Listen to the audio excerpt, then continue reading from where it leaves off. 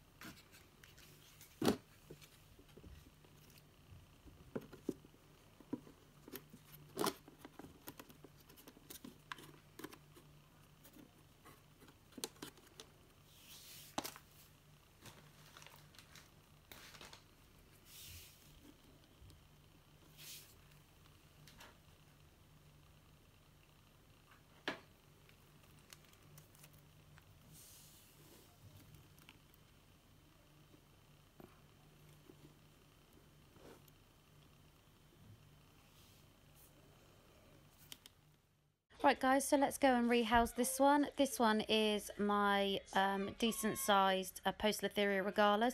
My poecilotheria striata unfortunately died recently after it molted.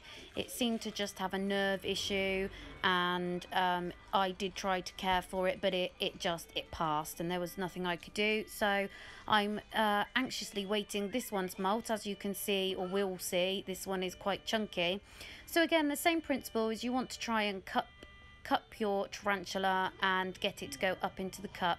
Now this one was a little bit more tricky because I was having trouble getting out the interior cork bark, because poecilotherias are very fast, and more than anything they are skittish. They get a really bad name, but as you can see, I did manage to get him or her up to the very top and easily removed to safety with no issues whatsoever. Most of the time I do try to remove the cork bark, but because this one was incredibly skittish, I did not think that I was going to get this one to take on the typical pokey stance, which is to lay flat on the ground, spread out. So I might do something a little risky here and just show you a little peek, but it's not very often that we get to see the poecilotherias. They usually hide away from light.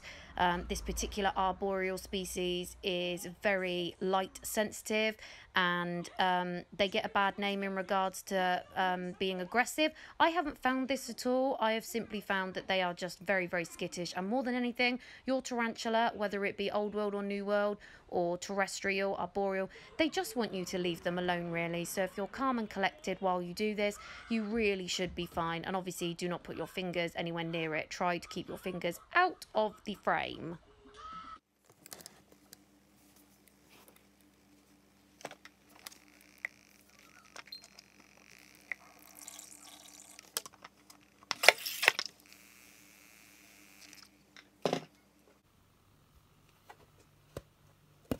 So here we go, let's get this one rehoused, and as you can see, I've hot glued its water dish up onto the wall. Again, that's just preferable, I think, for arboreals, as they do climb. It also means that when I refill the water dish, it's at the very front and I do not have to disturb the tarantula. So once again, you just want to gently coax your tarantula into the enclosure without it bolting. Now be aware that, as I've said, poecilotherias are very fast and they will bolt at any given time.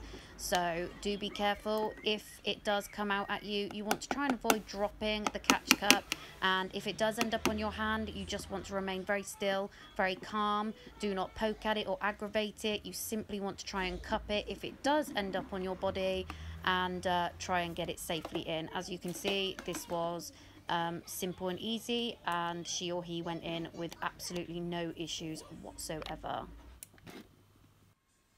So here all she is, up on the cork bark. Another successful rehouse done. Nice plump bum, so I'm expecting a molt soon.